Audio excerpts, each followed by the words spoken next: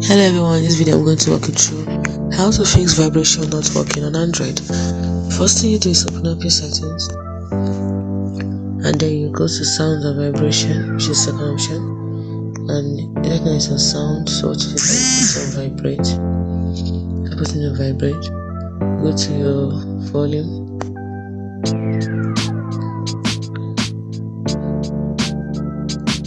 so not the volume.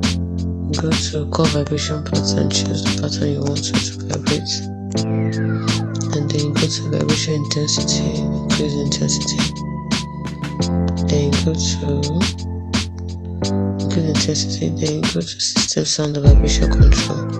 Down here it is for vibration, this is for vibration, this down here, so make sure you turn them on. It's as simple as that.